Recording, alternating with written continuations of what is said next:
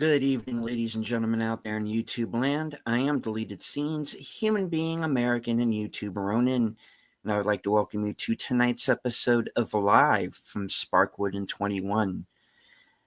This series is a retrospective of the television series Twin Peaks, the cult classic from the 90s. It's 25 years later. Season 3, which appeared on called The Return, which appeared on Showtime, and all of the multimedia surrounding it, including tonight's presentation, Industrial Symphony #1, The Dream of the Brokenhearted. Joining me on this odyssey are superfans Last Call Troy Pacelli. Hello. Netters Network. Good evening. And Aged Boomer. Hello, everybody. Listen, I don't mean to hijack your stream, but I've been in contact with Flappy's third born, Milo, and he may be in the very near future launching a new form of cryptocurrency called the Flappy Coin. Now, y'all can get in on this if you want, or you could be caught napping and lose out on making a fortune. So I just thought I'd give everybody fair warning. I'm in on it. Another crypto scheme. Oh no. It's not a scheme, man. It's not a scheme. You think Flappy was a schemer? You're besmirching his name by even saying anything he'd be associated with would be a scheme. I don't know. The last scheme I heard about was the Haiktua girl was doing a thing. And I don't know nothing about that. And we may have some Flappy NFTs too in the future too. So I'm getting. Are NFTs still a thing? You know what they are as far as Milo is concerned. Okay. Anyway, you don't like Milo already. I can tell you don't trust him because yes. Would he go by Milo Flappy Son? He's just Milo. No, there's already a Flappy Jr. There can't be another Flappy Jr., much to Milo's chagrin. But, I told you that Flappy Jr. ended up as a 2-piece and a biscuit in a Roy Rogers meal. All right? Well, have his people contact my people. I'll do that. Thank you. Okay. And everyone forgets the middle child. You don't even remember his name, do you? Not off the top of my head, no. See? It was a girl. It was Jan. No, I Jan. Jan.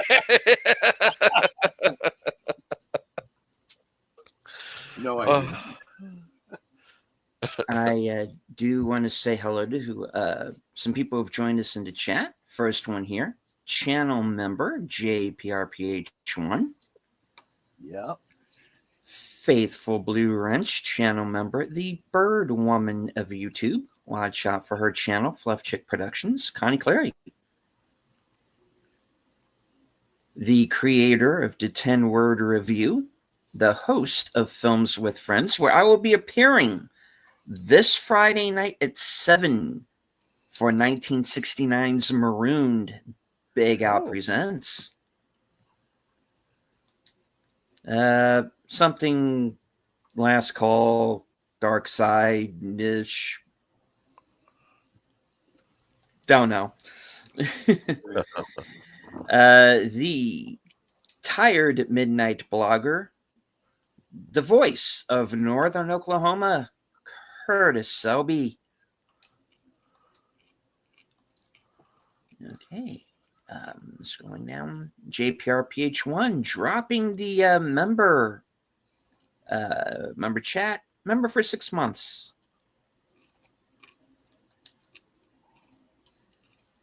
All right. Daniel Berry Sports Highlights.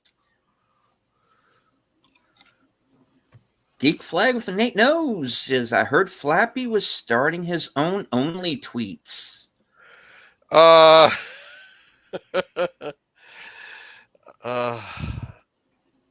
tweets. And man down. Curtis, no, stay with us. There is a show. Gosh. All right. So, Industrial Symphony #1, which, and I know that Troy has his as well. This is the, I don't know if you can see it. This is the Very it's shiny. very shiny. This is a let me try and blow myself up here. I do not have great lighting in this room, folks. This is the original VHS from back in the day, and this was, if I remember, and Troy, stop me if I am incorrect here, please. This was between the first two seasons, correct? Or during the first season, or what was the timeline of this? I do think you're right. Gosh, it came out. Well, you know what? What year did Wild at Heart come out? Wild at Heart was 1990. Yeah. So this was, I believe, same year or just before. Something like that. Yeah. Something like that. Yeah. All right. So yeah, it had to be right around there. I do also remember that I got my copy at the record store. Yes. Don't know, I don't remember and what store was it? It was it was one of the ones in the mall. Darn, I can't remember which one. It was one of the franchised ones, but I do remember going in, and I got the soundtrack from Twin Peaks. I got Floating into the Night, and I picked up that, and picking up the VHS when I saw that they had that as well. And I was like, gee, what's this all about? And finished watching it. I'm like, it's basically a concert / music video type of thing.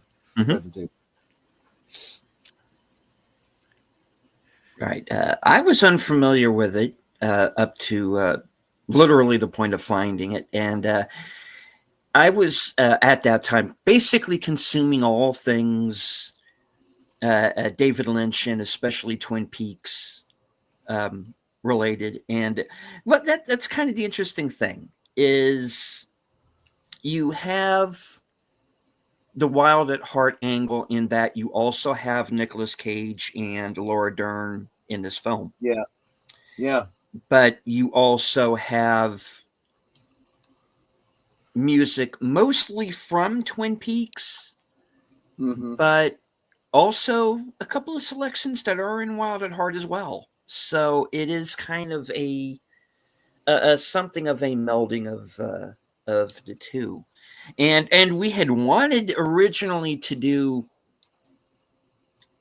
Wild at Heart tonight, but unfortunately, with our schedules being what it was, kind of had to push that back. But we are going to do Wild at Heart at some point very soon. And speaking of last week's show, Nate with the $5 super chat, thank you. After watching so I can check myself out to be here tonight. Wow. I hope this doesn't cause you to relapse. I really do. Yeah.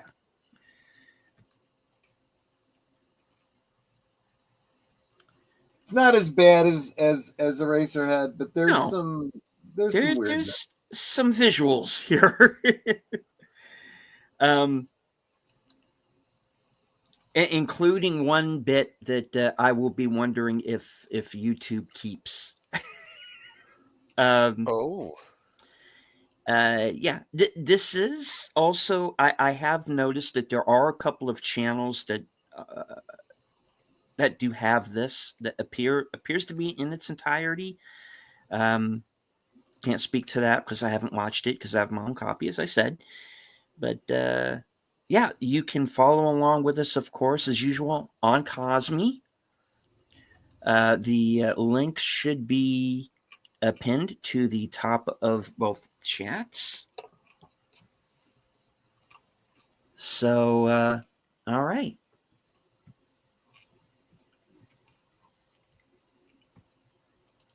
Yep, ready when you are. Let me once again head on over there and firing up the Cosme. I do want to remind everybody before we do so that if you stay till the end of the broadcast, you will be auto-dramatically redirected to Troy's channel for tonight's episode of the season 3 premiere of Blake's 7, entitled Aftermath. Yep. But in the meantime, buckle your seatbelts for the next 50 minutes and turn it up to 11, because the Industrial Symphony #1 is here. Featuring Nicolas Cage, Laura Dern, Julie Cruz, and the music of Angelo Badalamenti. And we will be starting in 5, 4, 3, 2, 1, hit it. There we go. Industrial Symphony #1. The Dream of the Brokenhearted. Yeah, that's the part people tend to forget. They remember the Industrial Symphony #1.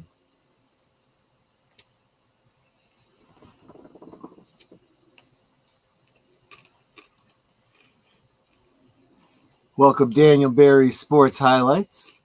Good to see you, my friend.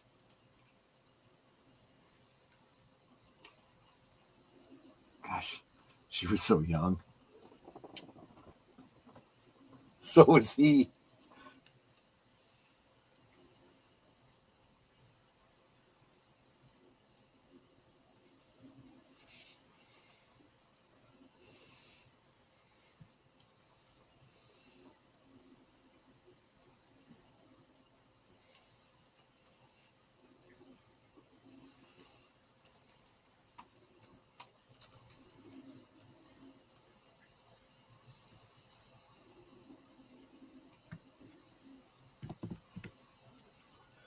Boy, he would have been the perfect age to play Elvis Presley.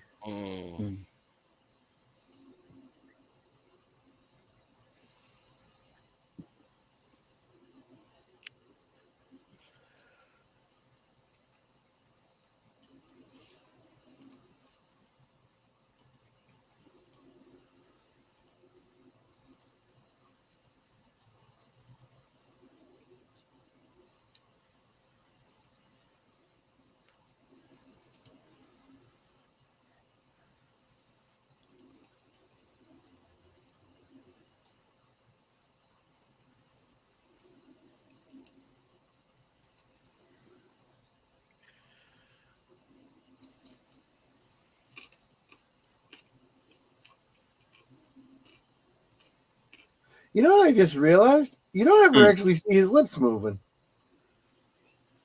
Well, I guess not. Because it's covered by the phone receiver.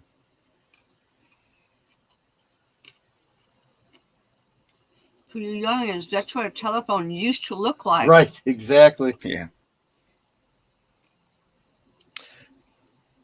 Do you think Nick Cage could have played Bob? Oh, he can play just about anything. Yeah.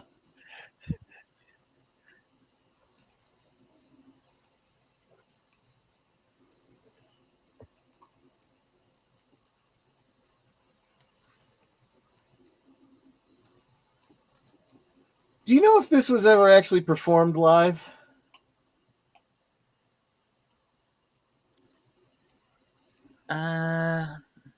Wasn't it? I believe it was. Yeah.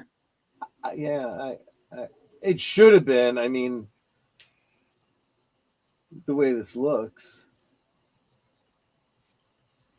Is it the first Tuesday of the month at 10 o'clock? Yeah. Air raid siren. I get to hear it doubly because we've got one at the school, which is right by us. And then there's another one off the major highway. It's Route 59. So it's about like 2 blocks or so down the road. Yeah. And I hear that one too because there's one there.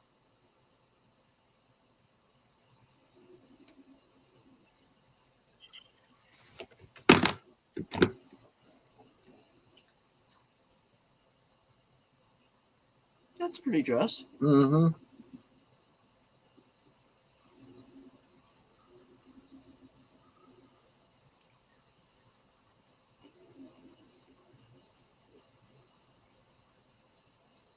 Now, this tune is from Floating into the Night. Am I correct?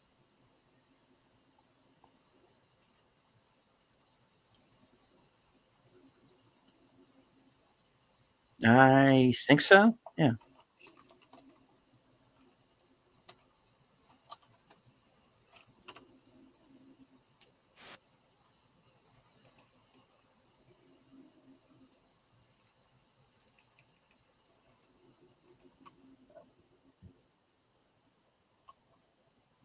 Let's see. I take that back. It was from The Voice of Love.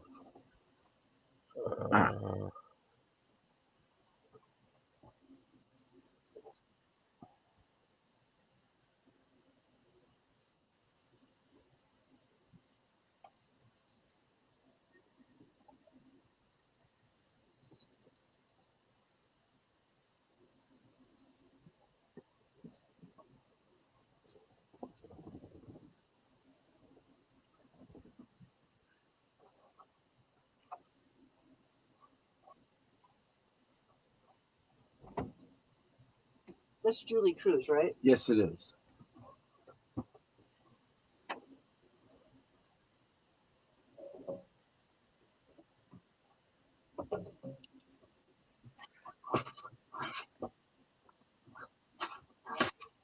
She's got one of those haunting voices. Yep.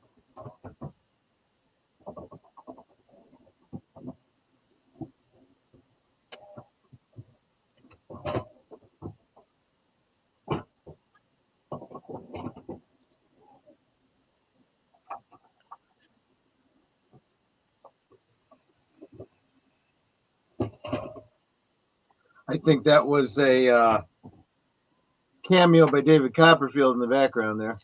I was wondering what was going on with that.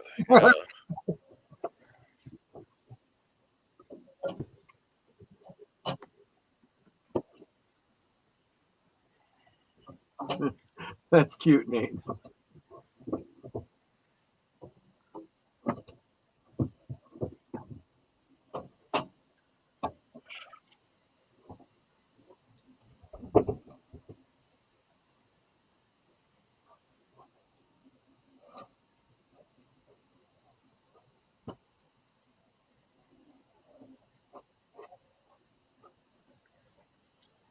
I mean, there's really not a lot here to parse. It seems to be in the wheelhouse of, I mean, the title kind of says it all, right? You know, it really is all about the dream of the brokenhearted, right? Mm. And then we see a couple breaking up on the phone. The song is literally about losing the one you love. Their relationship has gone up in flames.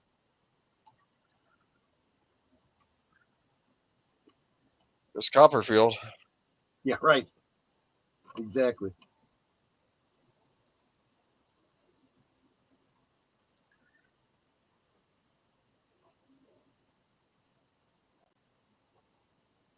Definitely a lot of industrial imagery.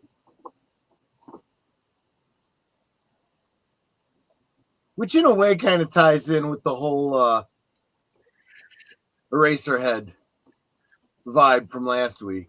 Mm.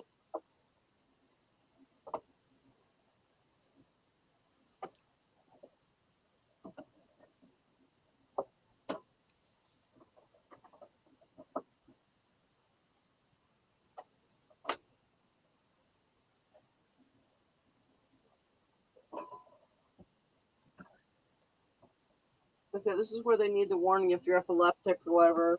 Oh, yeah. Seniors. You would need that up front because there's a lot of that.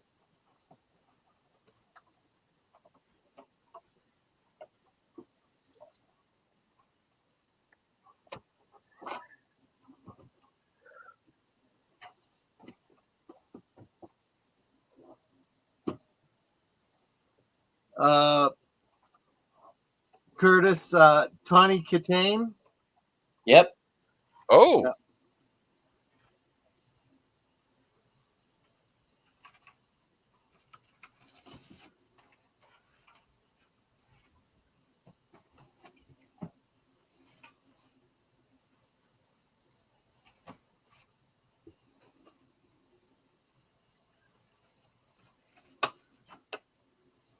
Now, we tend to pick apart everything and, what does this symbolize? What is he getting at with this?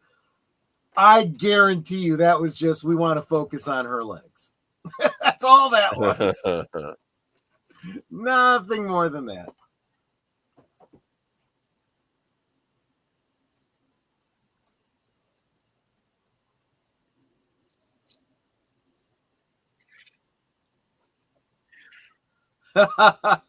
Nicolas Cage would have been Bob on meth.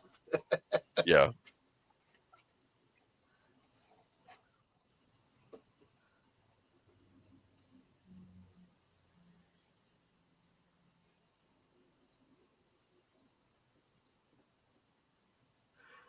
Bob would be like, I thought I was pure chaos. I got nothing on this guy.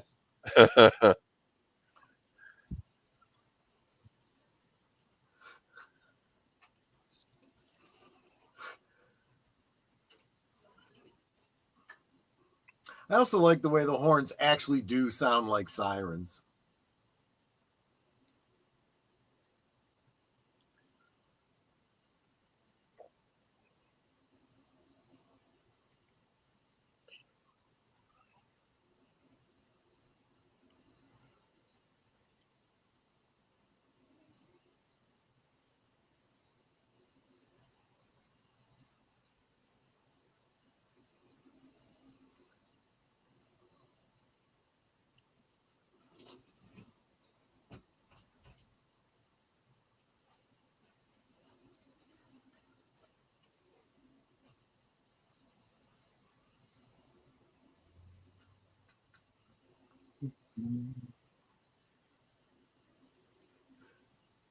This one is definitely from Floating Into the Night. Is that girl naked? Topless. Quite.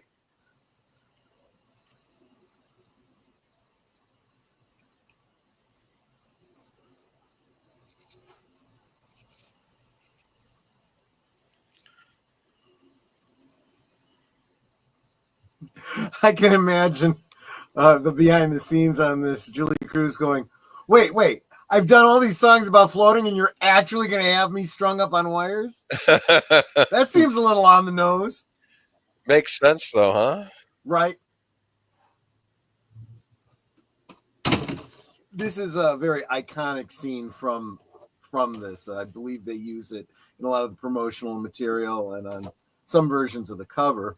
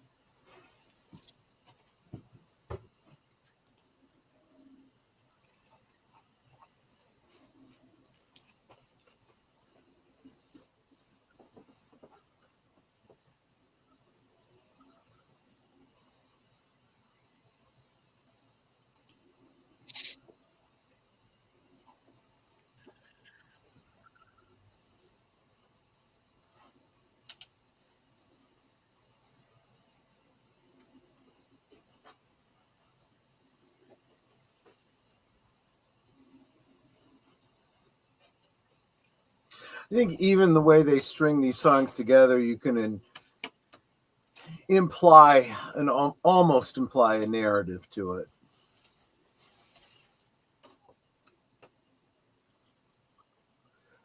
So we go from a relationship up in flames, right, to I float alone, as you would when you're coming out of a relationship.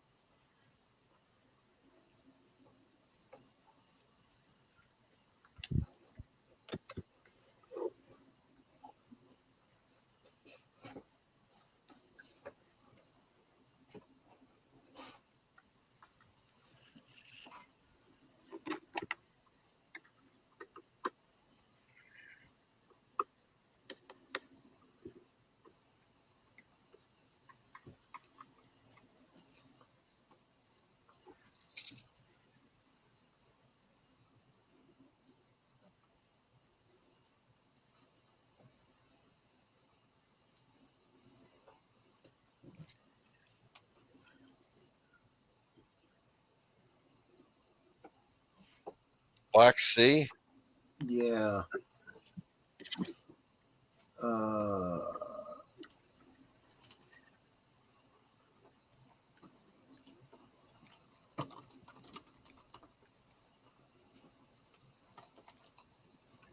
It's a saw. Hey! Yep. Yep.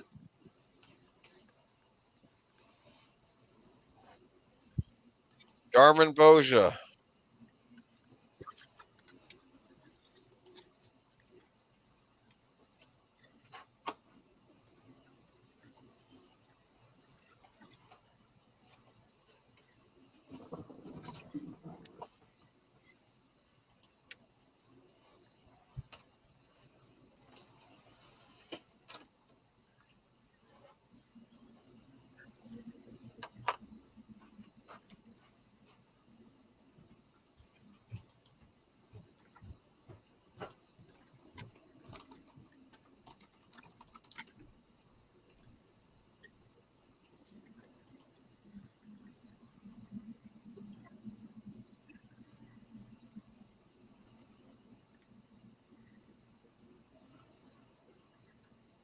Now, this Black Sea segment, I think, is unique to Industrial Symphony #1. Mm-hmm. It's clearly not very melodic. It's more ambiance sounds.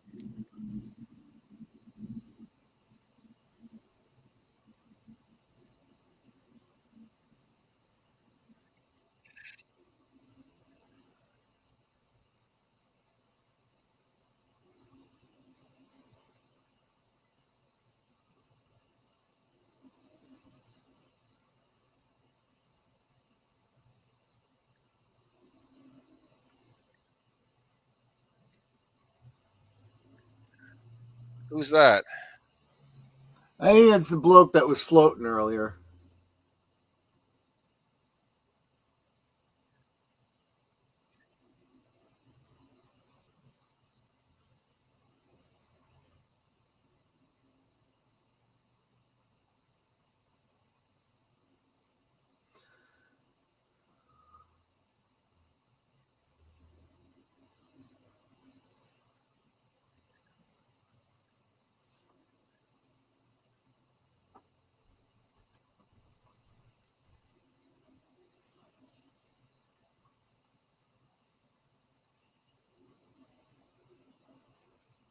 I like his hat.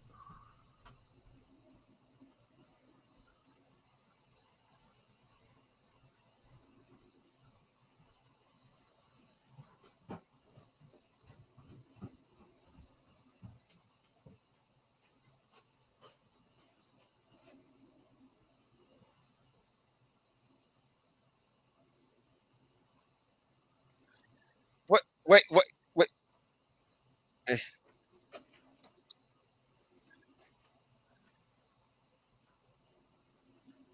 That was the first version of the flashlight, you know. Yes, it was. I don't know if you ever noticed this about Mikey Anderson, but all of his shoes are custom because he's got one leg shorter than the other. Obviously, Into the Night, Twin Peaks, also Floating into the Night. He's got one leg shorter than the other, so his left foot, I believe, has like a platform heel or platform sole. So all of his shoes had to be made that way.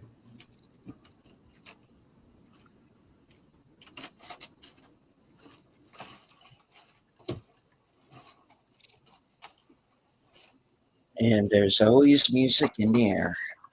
Yep.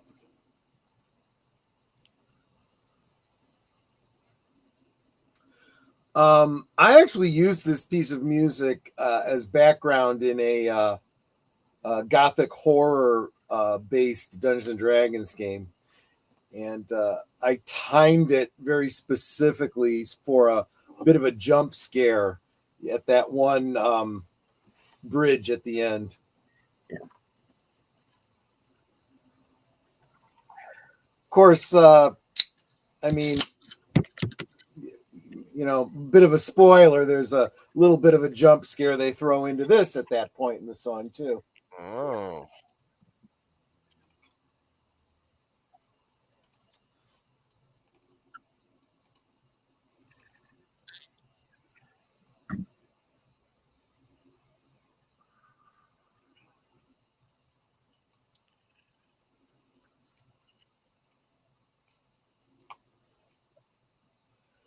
JPRPH1, Wuthering Heights, right?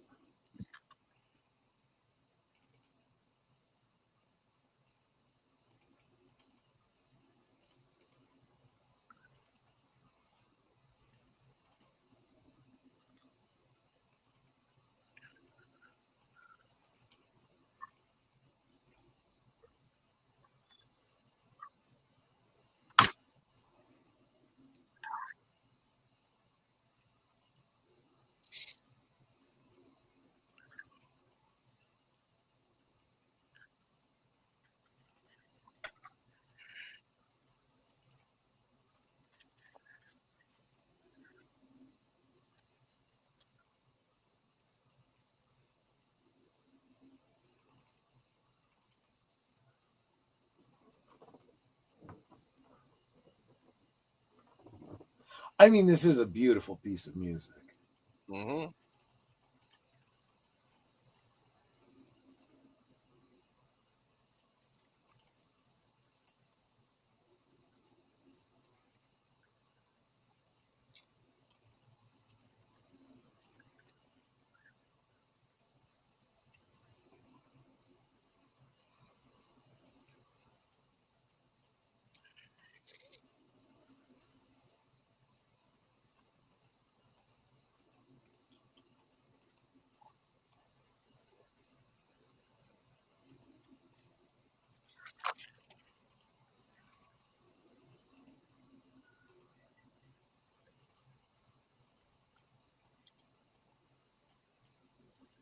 What? Boom. Oh, Denial. It's not just a river in Egypt anymore. Yeah, exactly.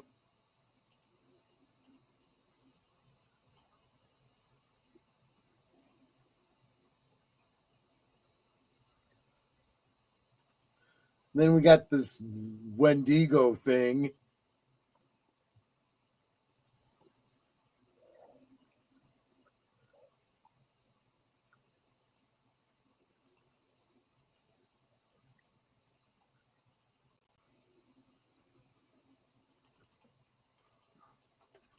what the heck? Ladies and gentlemen, the tall skinned deer.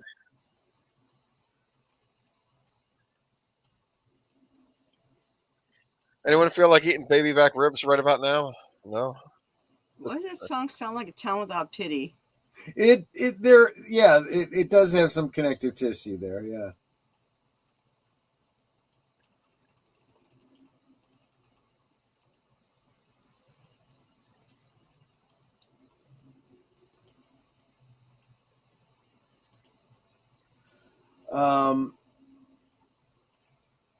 I believe it's from season 2 of Twin Peaks. The pilot. Oh, is this from the pilot? Yeah. Oh, this is the one he plays on the On the jukebox in the diner, yeah. on the jukebox, yeah.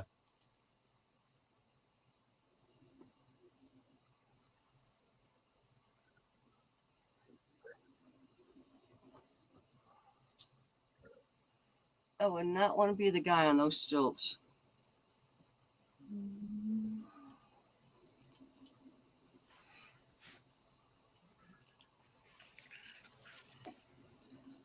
What in tarnation indeed.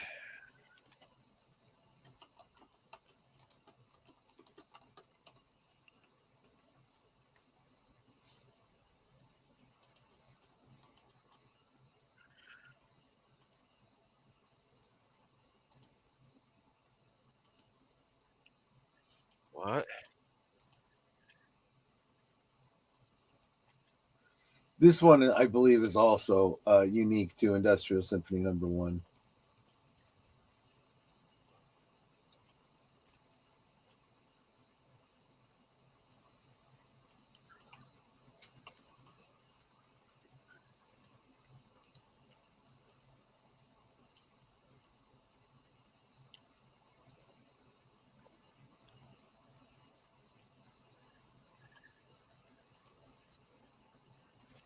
Huh.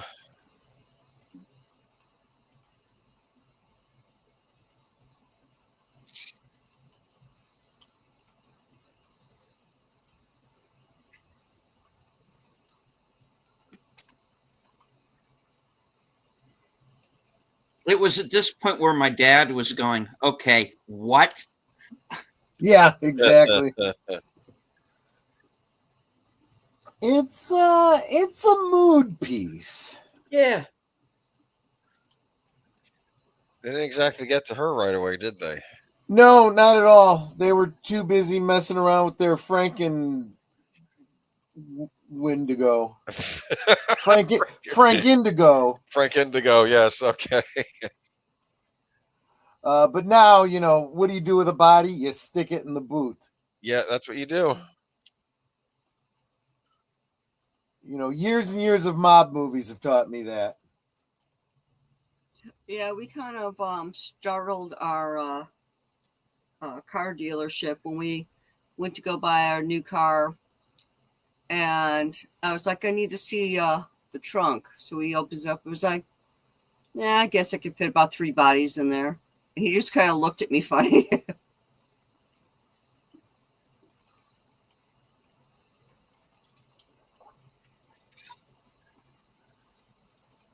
It's like, hey, my last name does end in a vowel. We're talking family business here.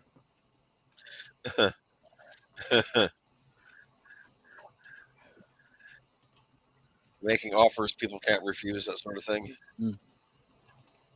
Remember when the art of the deal? When Kyle MacLachlan was on Tales from the Crypt? I actually don't. Yeah. He's this escaped serial killer, and he's got a cop chasing him through the desert. Mm-hmm. And he has a line. This is the line from the show, guys. This is not me. Okay. He says, women can't live with them, can't stick more than 2 in the trunk of a car at the same time. Depends on the size of the trunk. Yeah. And the size of the woman. Yeah. I mean, I'm small, so you could fit, at least 3, maybe 4 of me in the trunk of our car. Yeah. And that's with that emergency box that you got in there. No, the big, half of it's got some supplies in it. The other one's got for frozen foods. Is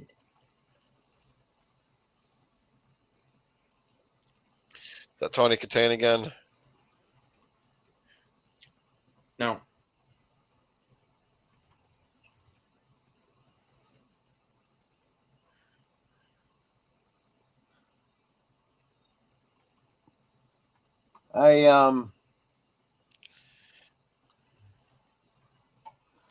I gotta say, this is actually better, like beatnik style poetry than anything that William Shatner ever did. No offense to William Shatner. I never liked his spoken word stuff. She packed my bag last night. Pre-flight.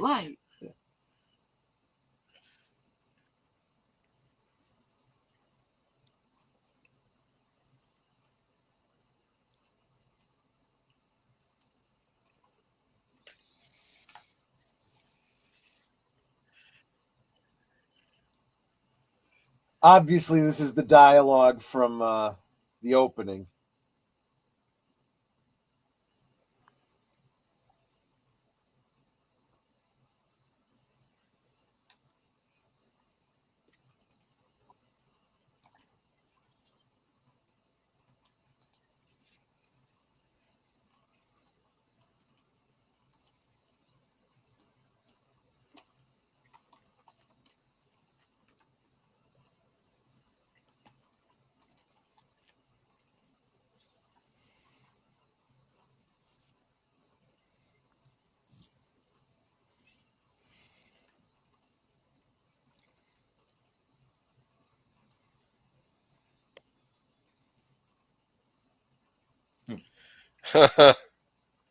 Okay.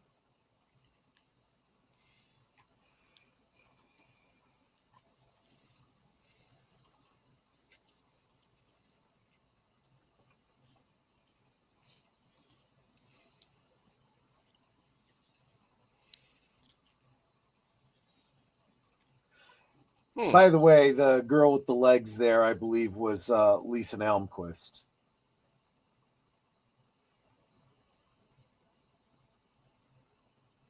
I guess she ain't dead no more. She got better. Of course, this was featured in Twin Peaks. It was also featured on Floating into the Night, I believe. I believe it was. Yes, it was.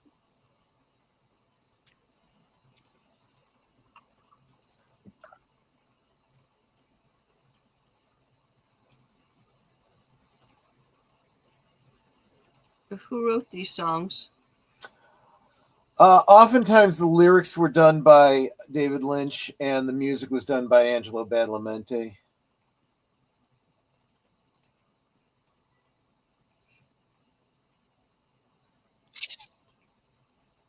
I could also see this working in Mulholland Drive as well. Oh, absolutely. In that particular. All right, Shadows in My House. Manny Has Brown Eyes. She'll Never Go to Hollywood. Yeah. Yeah.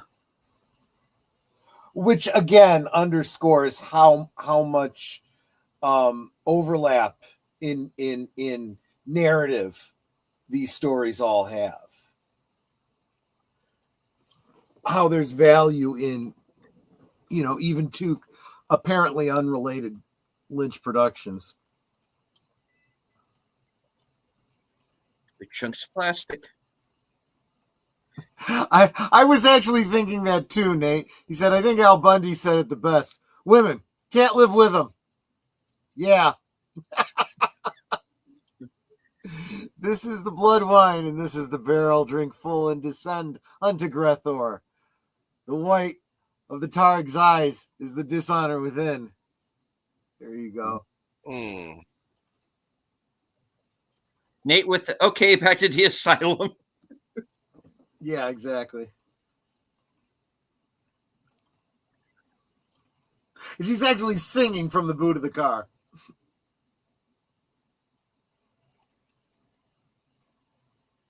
Well, she's lip syncing at least from there.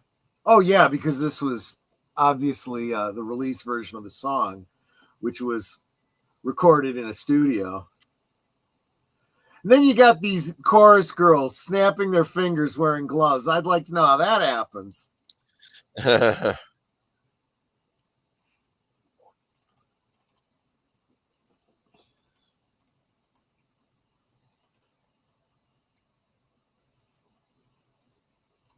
What's his face from Cheers, the postal worker? Women can't live with him. Pass the beer nuts. Dude, I love the cats playing the piano. Never mind. And actually, in tune to the way she's singing. Mm-hmm. Oh, you got a gig this weekend, huh? I forgot. The local con, right?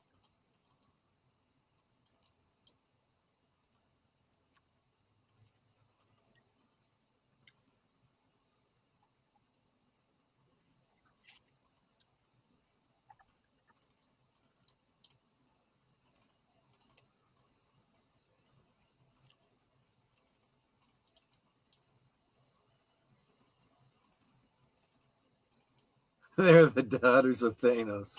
Okay.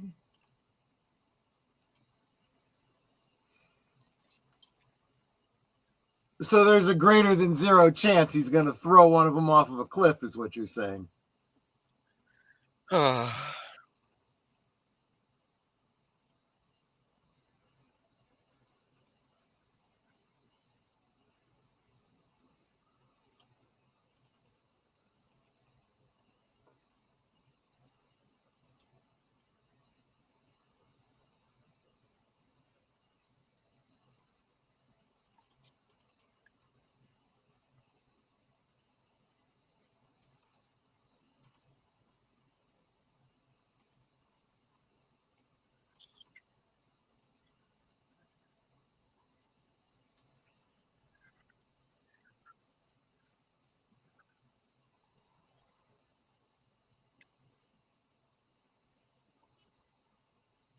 Uh-oh. What's coming?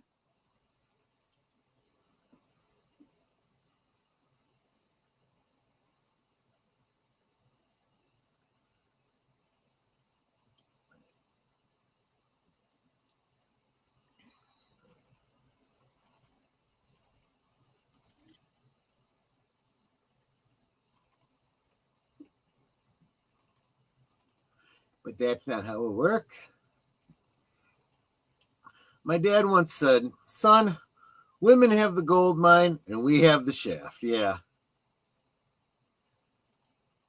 They say they'll split it all down the middle, but then they give her the better half.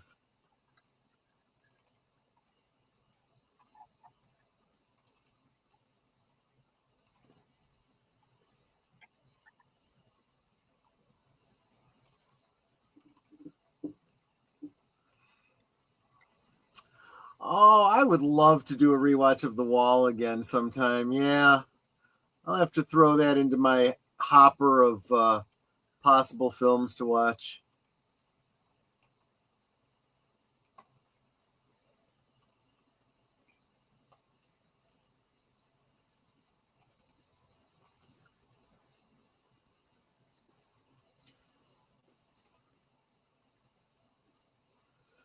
Yeah, it definitely does have that kind of a feel to it, doesn't it?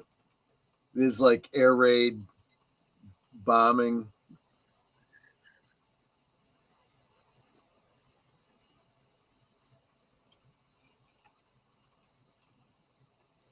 What? Wait, am I seeing what I think I'm seeing? Yeah.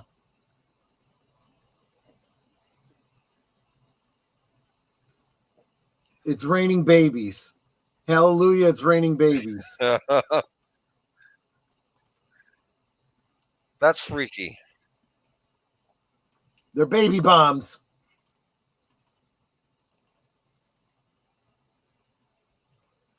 Did one of those baby dolls look like David Bowie? I'm not joking. It probably should, right?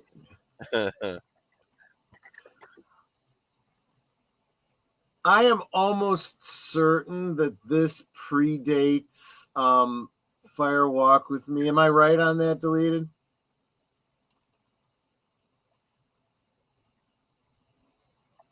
Which, of course, would preclude, specifically having David Bowie in mind.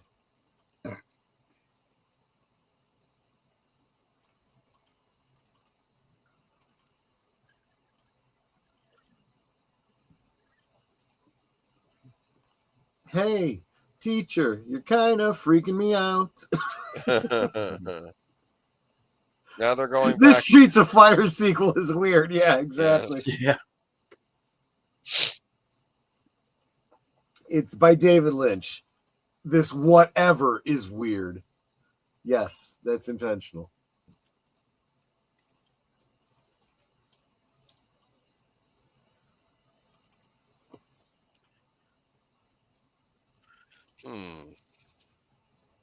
The World Spins, which is the song that closes out Floating into the Night.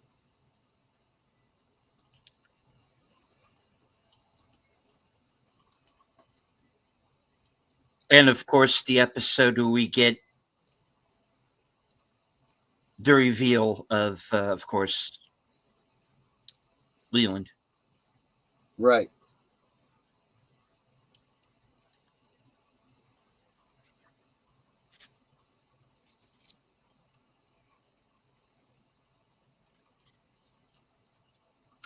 That's the thing about these are all ultimately you could classify them as jazz pieces, but they are also the score for Twin Peaks and a number of other things. They convey a mood. Most of them are haunting, bittersweet, tragic.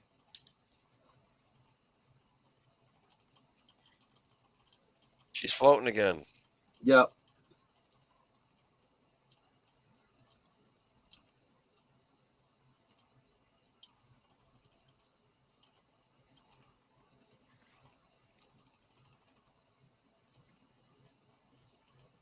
That's actually a really cool GIF, Nate, of Laura wrapped in plastic in the water. You don't usually see that particular imagery.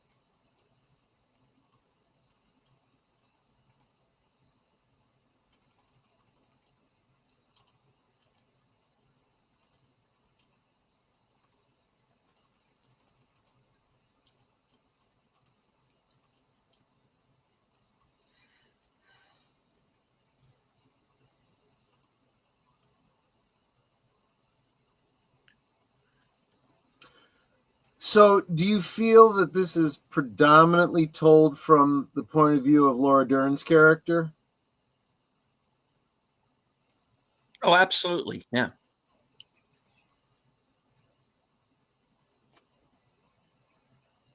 They gonna drop her again? No. That freaked me out when they dropped her. Yep. Even though I told you it was coming, right? Oh, I guess those. I don't know.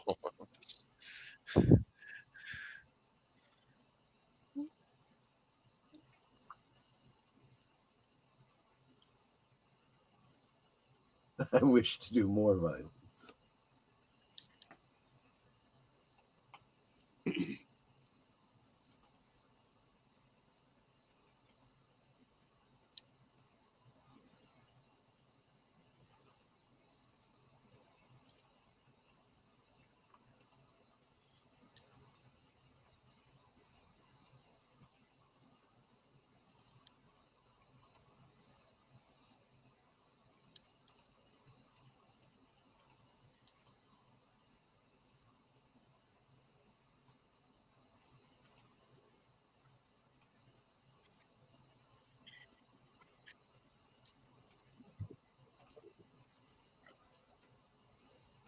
I had Floating into the Night and the Twin Peaks soundtrack on cassette, and I played those constantly. Oh, as did I. Yeah.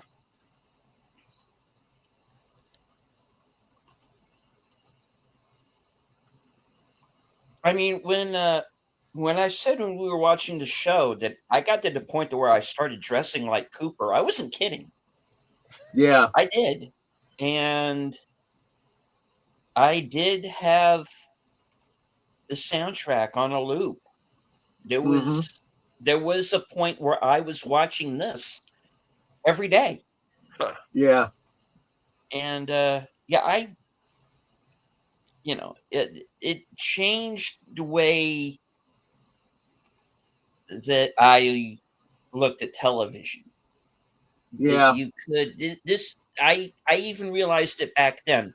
I am watching a show that is decades ahead of its time. Yep. And if you take nothing else away, and I really was not expecting to get too terribly deep into the weeds on this. This is really just a mood piece. Enjoy the music. But I also want to point out that this music and how it drives the narrative and augments the story, which I suppose you could argue is always true of a soundtrack. It's an integral part of the story. And it really did change how I looked at music in a feature, whether it's a movie or TV show or whatever.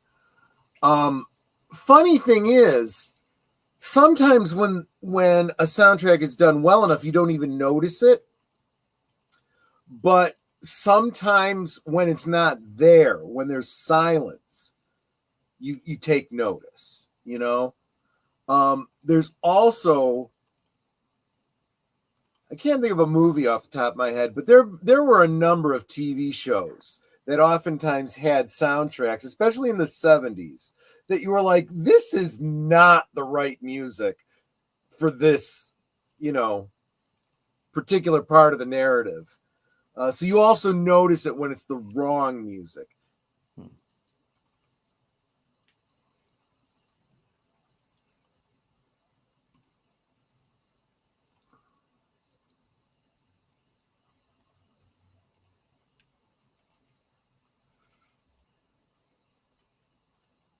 So when did this come out in relation to the show? We were debating on that. Steven thinks it came out between seasons 1 and 2, and I think he's probably right, but I'm pretty sure it came out before Fire Walk. Yeah, before Fire Walk with Me. Mm-hmm. Which I suppose would be on track there because Fire Walk with Me came out the year after season 2.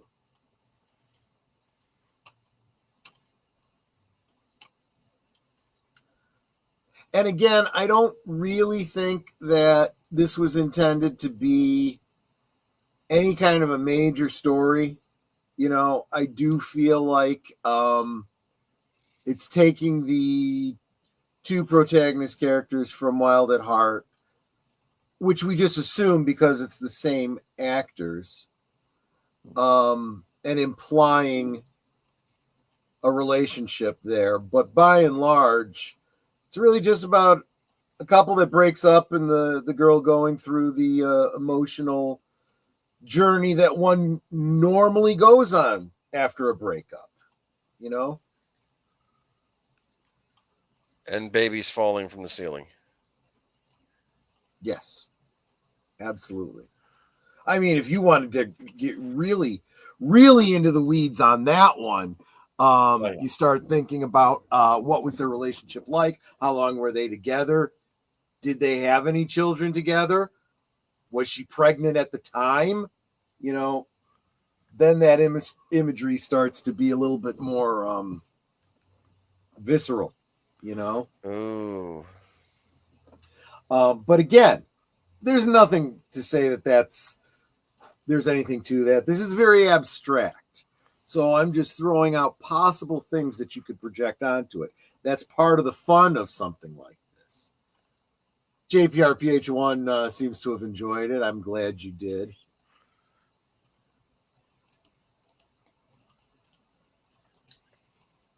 I mean, yeah, I actually feel pretty good. That was pretty nice. Oh, I still feel it's a little sad.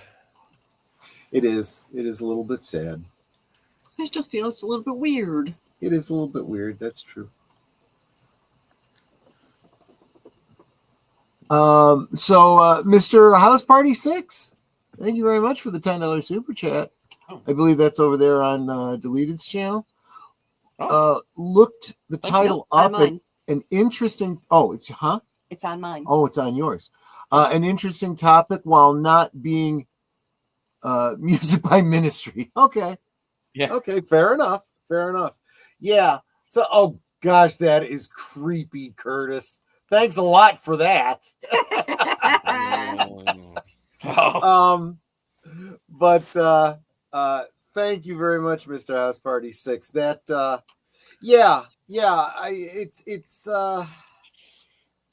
this is, and I've said this before, and I think it merits repeating every now and again. I see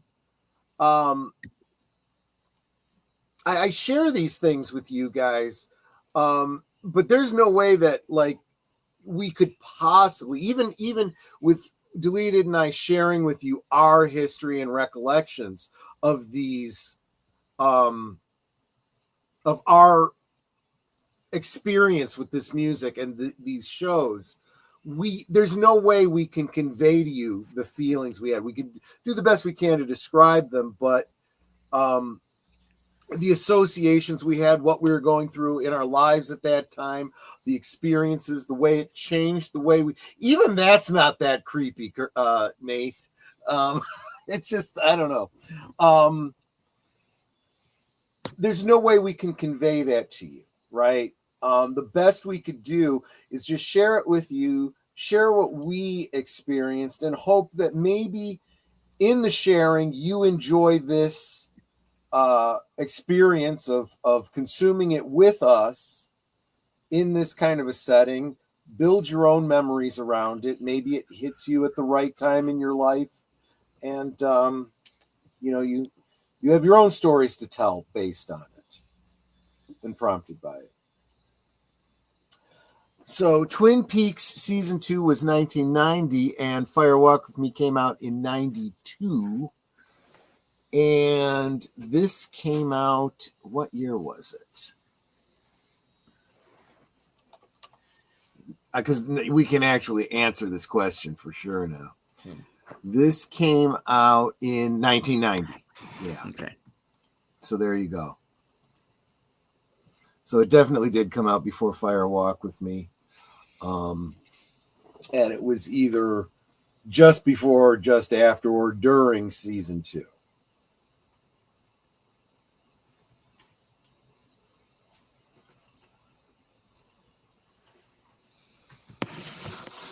Yeah. So how you feeling, Boomer? What did you think of it? This was odd, man. So you could just go into a store and buy this on VHS, and you would bring it home with you, and you'd watch it over and over again. Is that right? Yep. Yeah. And sometimes I wasn't even watching it. Sometimes I just put it in to listen to the music. So you had Industrial Symphony #1. I had the Gate to the Mind's Eye. Okay.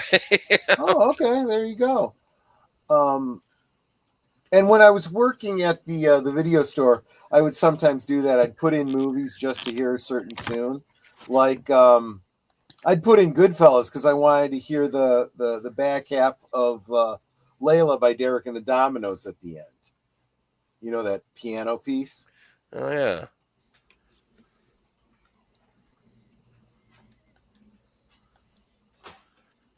But, yeah.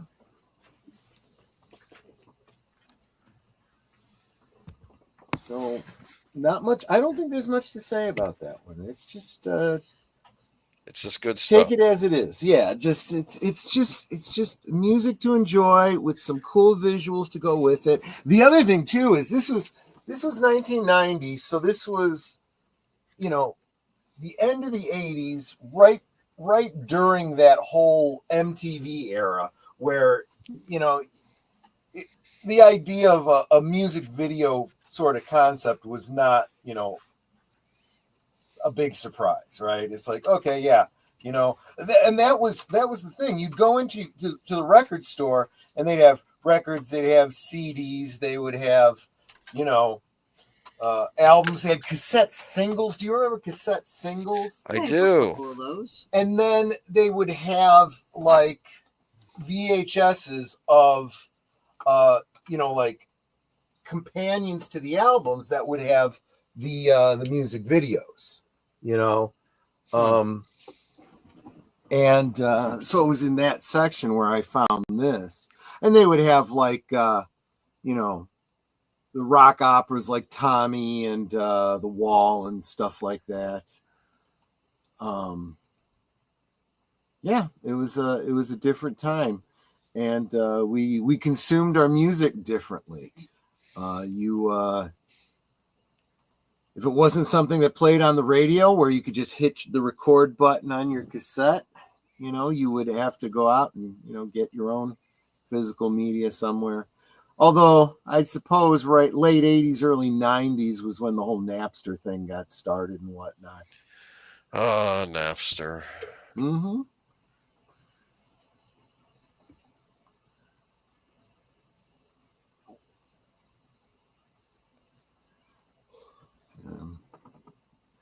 Breaking news, Flappy has been arrested trying to smuggle bird eggs across the border from Mexico. He's not a coyote, he's a roadrunner. I get what you're saying there. Yeah, that's funny. That is funny. Bring back Napster. I mean, is Napster still around? For me, Mr. Shelby, blasphemy. How dare you, sir? How dare you? We have Spotify. Oh yeah, Napster still exists. Yeah. Napster still exists. It's now subscription service for listening to music, like a streaming service. I wonder if it's like actually making any money, because it seems like a terrible business model. Did Napster ever make any money? I don't know. I'm sure there were ads or something involved.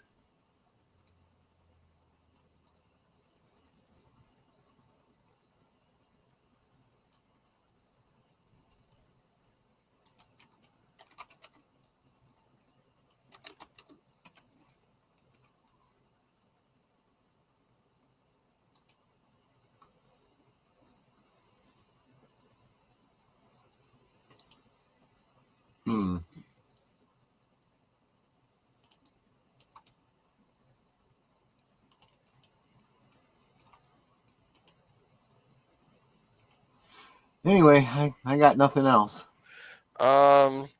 This was never released on DVD? Yes, it was. It's in the David Lynch's Lime Green box set. Oh, okay. That's where I got it from. Lime Green. Yes. Is the box set lime green? It is. Okay.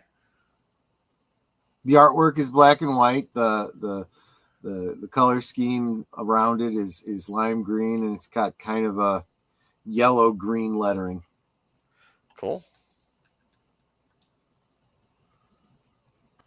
Yes, the lime green box, which I still do not have. So it's worth it. It's pretty good. I can't speak to the contents of it, but I'm sure it's all stuff I've pretty much seen at some point or another. Mm-hmm.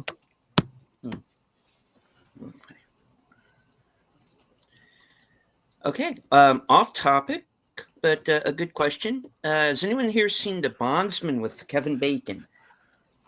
His series on Amazon. No. Not yet. No. I didn't know that was a thing. Mm-hmm. Yeah. I've just recently kind of gotten the impression that a whole other problem with streaming services is not knowing what's out there. Yes. Because apparently there is this Monarch series on Apple. I didn't even know it existed. That's Apple TV. Kurt Russell's in it. Yeah.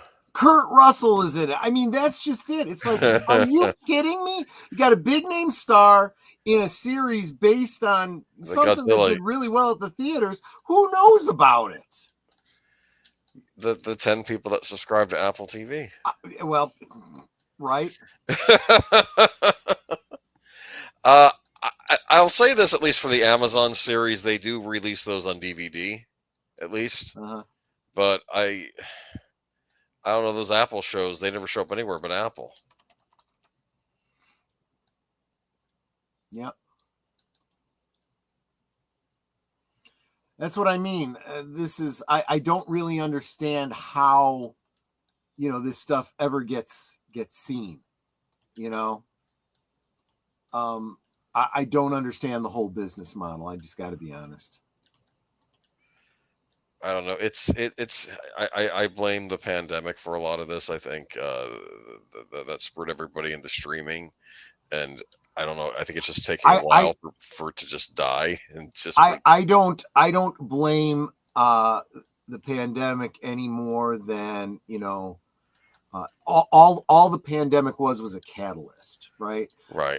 So these entertainment industry saw this as an opportunity, took it, but did not think through the long-term consequences of what they were doing.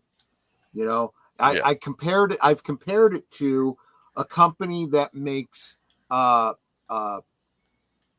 change machines. You put in $1, you get out 4 quarters. And oh my God, we broke even? Well, I guess we got to make more machines. You know, there's no thought through, you know, what the money maker is in that. And obviously, you know, it's kind of a joke because nobody makes change machines to make a profit.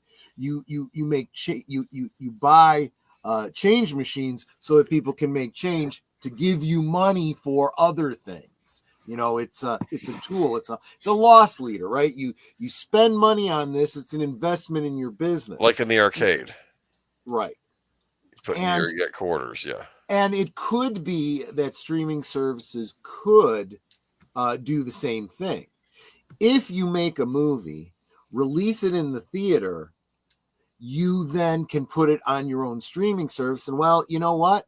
You can either buy the DVD or you can pay us to see our entire back catalog of everything you've ever seen, you know, of ours, you know, but they don't do that.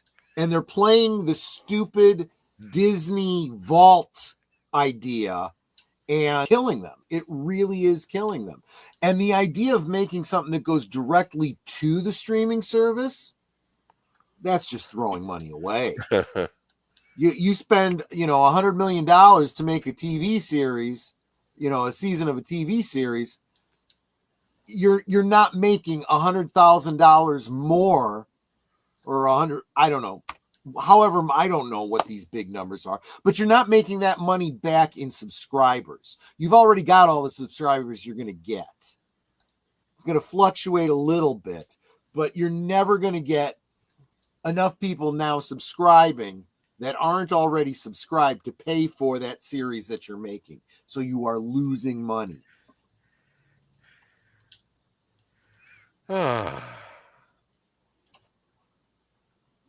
Well, I don't know. I guess they figured people were going to subscribe to every. I guess everyone was trying to be King of the Hill. Is that what it was? I guess.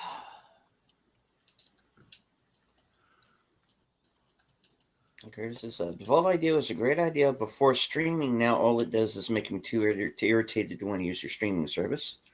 Yeah. Nate says that no studios should have a streaming service. You let some other guy have a streaming service, and the studio should be selling and releasing their own movies to him. That's what Sony does. That's what Sony does. Yeah. They sell to they sell to whoever buys their stuff. They didn't get into the streaming war.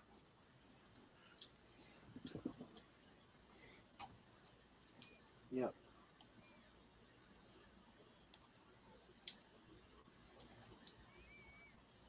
All right. Well, Boomer, what do you have coming up? I'm going to be on a certain last call with Troy Pacelli, but I'll let him go more into that when he goes through his round. We'll have Geeky Geezers on Sunday. Not quite sure. We've already got a lot of stuff for Geeky Geezers. You can like what? That. There's some deaths. Oh, look at your notes. I sent you like 5 or 6 already. I don't know. I guess I didn't catch up today. I'll take a look. Let's see. What do we got here, huh? We got Snarf the series. Live action. I'm kidding, of course, but they're already planning it. Oh, thank God. I was going to say, you must have dropped one that I haven't seen yet. No, I'm just... Let's see here. Folks, he does do this to me. He drops articles, and I'm like, I have no clue what this is, but okay. Oh, there's going to be another John Wick spinoff. Okay. I'll say this. The ballerina trailer looked good. I did see the ballerina trailer recently.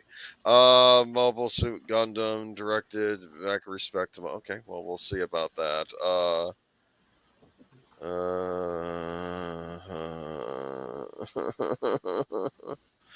Okay, some gaming stuff. Yeah, we got stuff to talk about. It'll be exciting. See? Yeah. Cool. And that's on Sunday. Right on. And Monday? Oh, that's right.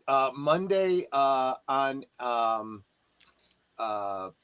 Members Night at the Movies on my channel, a very special guest will be appearing with me, a one aged boomer, because he wanted to be with us when, for the first time, I watch The Big Lebowski.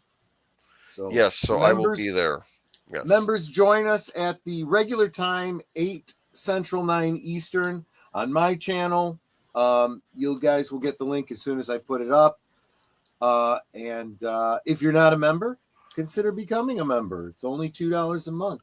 And then you could join us and vicariously experience the first time somebody watches The Big Lebowski. I've never seen it either. Well, 2 of us then. What have you been doing with your lives? Honest. Oh, sorry. No. Yeah, exactly. Oh. We were abiding. That's what we were doing. I see what you did there. Okay. See, I got that reference. Okay. So, Troy, what else do you have coming up besides Members Night? Well, every day I'm day drinking. So join me for Liquid Lunch every noontime Central or 1 o'clock Eastern, where I'll have a different topic every day and a little drink. And Thursday, I will be over on Netter's Network. She'll tell you all about that. But Friday is a very special last call because Michael French over at Retro Blasting has just finished up with a major project, the Rogue One Deep Dive, and he's taking a little bit of a breather. He can join us on Friday for the part 2 of our James Bond retrospective. So I am very much looking forward to that. I've already got a promo out there, a promo that will play at the end of Blake 7. And yeah. And speaking of Blake 7, that's where we'll be going right after this. So just stay with us. And then Saturday, I'll be on Netter's Network for her watch party that she'll tell you about. Sunday, I'm on with Age of Boomer for Geeky Geezers.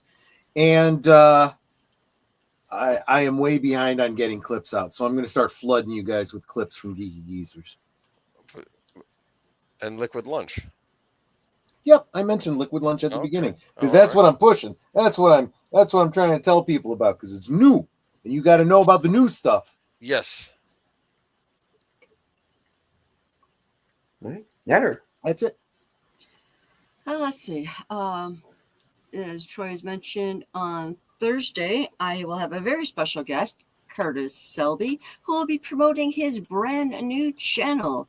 Nothing to see here, citizen. And then on Saturday, we'll be watching 4 Rooms. And then, of course, I guest host on Troy's channel for various things. That's it for me. Yeah. That brings things back on around to me. Thursday, of course, join me after Thursday Things for coming attractions. Chance to find out what I'm going to be up to for the next week. Up to and including Friday night's special edition of Films with Friends beginning at 7 p.m. Special time as we are going, as Big Al Presents and I are going to be watching Marooned from 1969. Which, of course, those of you who are MST fans will also know as Space Travelers. But this is where it came from. This is going to be the full uncut version that actually makes sense. So, yeah. And then you'll see how much fun it is when it doesn't make sense. Yeah.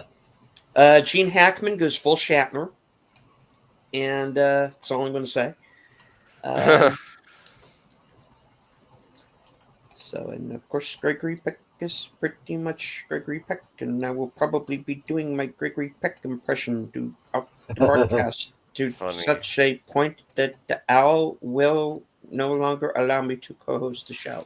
Anyway, moving on. All right, so let's see. Sunday, both unscripted and reserved seats will return. Guest to be determined. Unscripted will be episode 108. The name of the game is what I'm going to be calling the episode, because there's a certain feature film that changed the title for certain reasons. And I have something to say about that. So we're going to be talking about that. And then if all goes to plan, I will at some point, of course, be joining